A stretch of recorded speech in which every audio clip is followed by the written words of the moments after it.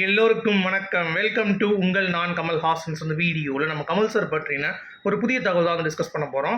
So வீடியோக்குள்ள போகிறதுக்கு முன்னாடி நம்ம சேனலுக்கு நீங்கள் வந்து புதுசாக இருந்தீங்க அப்படின்னா கண்டிப்பாக சப்ஸ்கிரைப் பண்ணிக்கோங்க. வீடியோ மறக்காமல் ஒரு லைக் பண்ணிக்கோங்க. இப்போ நம்ம வீடியோக்குள்ளே போகலாம்.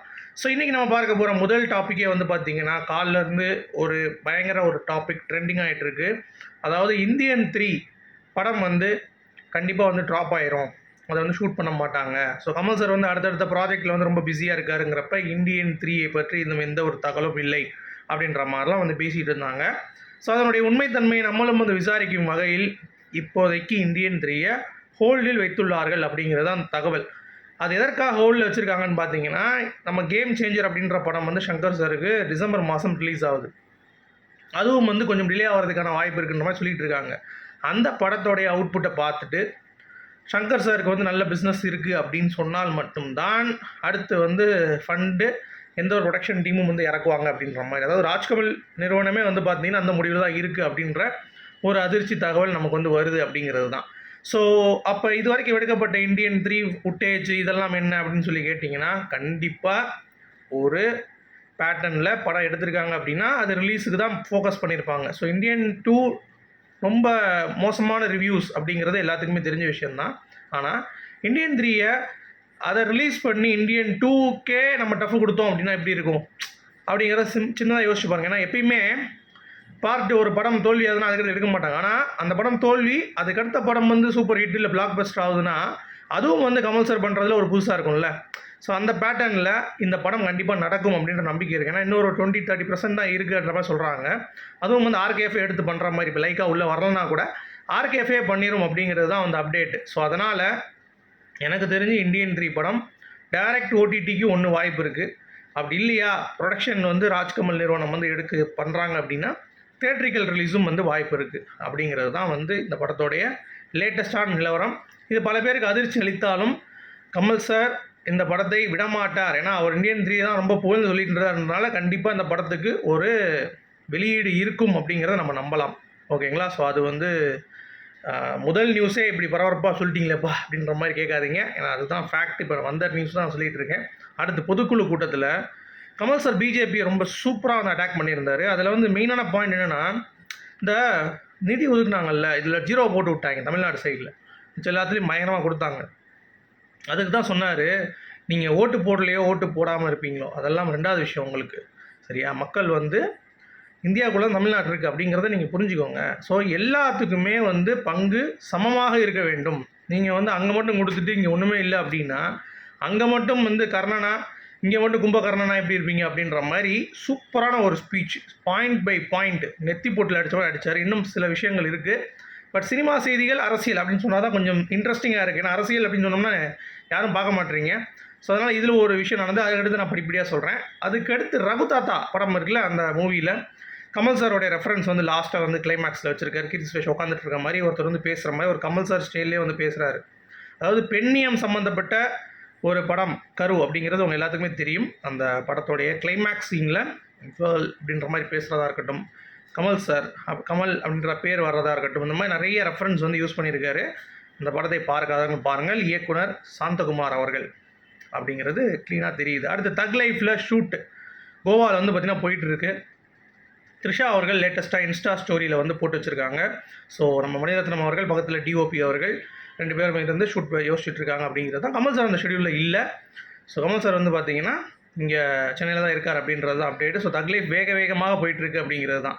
அடுத்து அந்த பொதுக்குழு கூட்டத்தில் மையம் என்பது என்னுடைய வாழ்க்கை முறை, நான் எல்லா இடத்துலையும் வந்து மையம் அப்படின்ற அந்த ஃபிலாசபியில் வச்சு தான் வந்து இருக்கேன். ஆனால் விமர்சனம் எனக்கு வந்து வர்றப்ப நான் வந்து அதை ஏற்றுக்கொண்டு செதுக்கி கொண்டிருக்கேன் அப்படின்றத அவர் சொல்லியிருந்தார். இதே ஒரு பாயிண்ட்டை நான் ஏன் சொல்கிறேன் அப்படின்னா, மக்கள் நீதி மையத்தோட நிர்வாகிகள்கிட்ட இந்த விமர்சனத்தை தாங்கிக் கொள்ளும் சக்தி வந்து பார்த்திங்கன்னா இல்லை, மிக மிக குறைவாக இருக்கிறது. ஏதாவது ஒரு பாயிண்டில் வந்து உங்களை டவுன் பண்ணிட்டாங்க அப்படின்னா உடனே வந்து ஐயோ எப்பா நமக்குலாம் வேலைக்கு ஆகாதுப்பா அப்படின்ற மாதிரி சோர்ந்து போயிடுறீங்க, வேலைகள் பண்ண மாட்டேறீங்க. ஸோ தலைவரே அப்படி எதுனாலும் கொடுங்கடா நான் தாங்கிக்கிறேன் அப்படின்னு இருக்கும் பொழுது தொண்டர்களும் அப்படி தான் இருக்க வேண்டும். ஏன்னா கமல் ரசிகர்கள் கமல் சாரை போல் பயங்கர லெவலில் ஸ்மார்ட்டாக இருக்கணும், அட்வான்ஸ்டாக இருக்கணும், திங்கிங் கேப்பபிலிட்டியோடு இருக்கணும். அதுதான் கமல் சாரோடைய ஆசை. என் ரசிகை வந்து முட்டாளாக இருக்கக்கூடாது அப்படின்றது அவருடைய பாயிண்ட்டு. ஸோ அதை நீங்கள் ஏற்றுக்கொண்டு அதை பண்ணுவீர்கள் அப்படிங்கிறத நான் நம்புகிறேன்.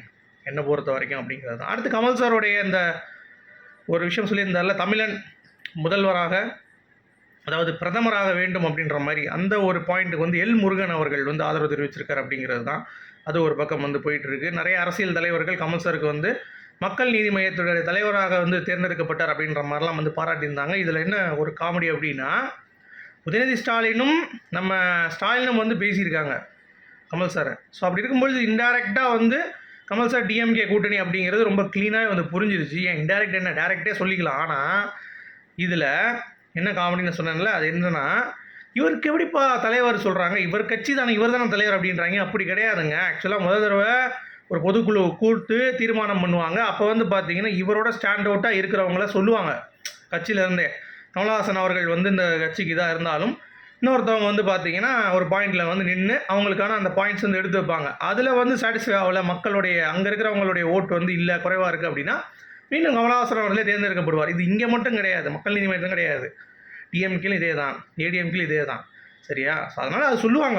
ஒரு வருஷம் அந்த பொதுக்குழு நடத்தி அதில் வந்து தேர்வு ஆவார்கள் அப்படிங்கிறது தான். இது 2வது தான் இது அப்படிங்கிறப்ப நீங்கள் பார்த்துக்கோங்க. ஒரு 5-6 வருஷம் அப்படின்ற அந்த கேப் இருக்குன்னு நினைக்கிறேன். வருஷம் கிடையாது, இந்த 5-6 வருஷம் கேப்பில் தான் இது பண்ணுறாங்க அப்படிங்கிறது தான் பாயிண்ட். அடுத்து இந்த உறுதிமொழி எடுக்கும்போது கையை நீட்டாரா, எல்லாரும் கை நீட்டிகிட்டு இருக்காங்க, இவர் மட்டும் கையை இறக்கிட்டு கீழே நின்றுருக்காரு அப்படின்ற மாதிரிலாம் ஒட்டிகிட்டு இருக்காங்க. டேய், அவர் முதல்லையே அவர் தான் நீட்டினார், அதுக்கடுத்து எல்லாம் நீட்டினவொடனே அவர் வந்து கையை அப்படி முன்னாடி கட்டிட்டு நிற்பார். அதை வந்து ஃபோட்டோ எடுத்துகிட்டு இதை வந்து ஒரு அரசியல் ஆகிட்டு இருக்காங்க அப்படிங்கிறது பார்க்க முடியுது. அடுத்து வந்து சிவகார்த்திகேயன் அவர்கள் அமரன் ஈவெண்ட்டு கமல் சார் வந்து ஒரே ப்ரமோஷன்ஸ் ஆரம்பிச்சிருச்சு.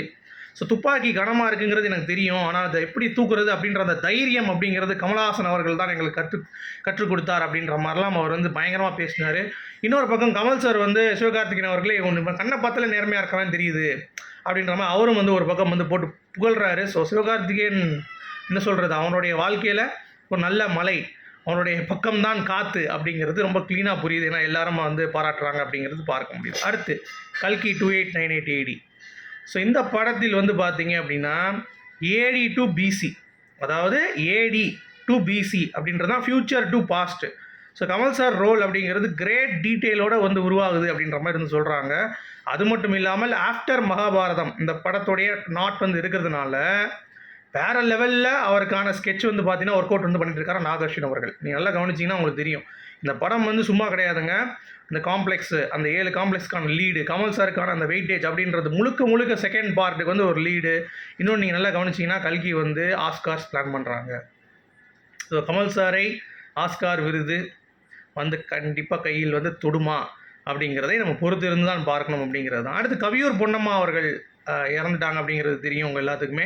ஸோ அவங்களுக்கு நினைவஞ்சலி செலுத்தும் வகையில் அவர் வந்து சத்யா படத்தோடைய ஒரு சீனில் அவங்க நடிச்சிருப்பாங்க. அதை வந்து எடுத்து போட்டுட்டு இந்த அம்மாவோட டெடிகேஷன் பற்றி வந்து பேசியிருந்தார் கமல் சார். அது ரொம்ப அற்புதமாக இருந்தது. அதே மாதிரி அமரன் நெட்ஃப்ளிக்ஸில் வந்து பார்த்தீங்கன்னா ரைட்ஸ் வந்து போயிருக்கு, விஜய் டிவிலையும் வந்து எடுத்திருக்காங்க அப்படிங்கிறது நம்ம நேற்றே சொல்லியிருந்தோம். பட் நெட்ஃப்ளிக்ஸ் வந்து ஆன்லைன் ரைட்ஸ் அப்படிங்கிறது பார்க்க முடியுது. அடுத்து தக் லைஃப்பில் வந்து ஒரு சஞ்சனா அப்படின்ற ஒருத்தவங்க வந்து பார்த்தீங்கன்னா இப்போ அந்த ரப்பர் பந்து அப்படின்ற படத்தில் ஹீரோ நடிச்சிருக்காங்க. அவங்க வந்து ஒர்க் பண்ணியிருக்காங்க, ஏடியாக ஒர்க் பண்ணியிருக்காங்க, ஒரு சீன்லேயும் நடிச்சிருக்காங்க. அப்போ வந்து கமல் சார் மணிரத்னம் எப்படிமா இருந்துச்சு ஒர்க்கிங்லாம் அந்த இது பார்க்கும்போது அப்படின்னு சொன்னோடனே அவங்க மிரண்டு போயிட்டாங்களாம். என்னங்க இது இப்படி இருக்குது, வாயை பொழந்துட்டு நான் பார்த்துட்டு இருந்தேன், இந்த மாதிரிலாம் லெஜெண்டுகள்லாம் சேரும்போது இப்படிலாம் இருக்குமா அப்படின்ற மாதிரி எனக்கே ஒரு ஃபீல் ஆகிடுச்சு அப்படின்ற மாதிரி அவங்க வந்து பேசியிருந்தாங்க. அது ரொம்ப அற்புதமாக இருந்தது. அப்புறம் வந்து ஒரு பக்கம் வேட்டையன், இன்னொரு பக்கம் கமல் சார். ஒரு பக்கம் வேட்டையனில் வந்து பார்த்தீங்கன்னா கமல் சார் ரஜினி அவர்கள் வந்து பார்த்தீங்கன்னா மஞ்சு வாரியரை அப்படியே புகழ்ந்து பேசுகிறார், தக்கன்னு இருக்காங்க அப்படின்னு சொல்லிட்டு. இன்னொரு சைடில் மக்கள் நீதி மையத்தில் வந்து கமல் சார் வந்து பேசிகிட்டு இருக்காரு, 25 வயசு இளைஞர்கள் போட்டிடுற மாதிரி இருக்குது, 21 வயசை மாற்றுங்கன்ட்டு. ஸோ டிஃப்ரென்ஸ் பாருங்களேன். இங்கேயே ஒருத்தர் இளைஞர் அரசியல் பற்றி பேசுகிறாரு, இன்னொருத்தர் வந்து பார்த்தீங்கன்னா அவர் வயசுக்கும் சைஸுக்கும் என்னத்தை பேசிகிட்டு இருக்கு அப்படின்ற மாதிரி வந்து பார்த்தீங்கன்னா ஒரு பக்கம் வந்து இருக்குது அப்படிங்கிறது தான்.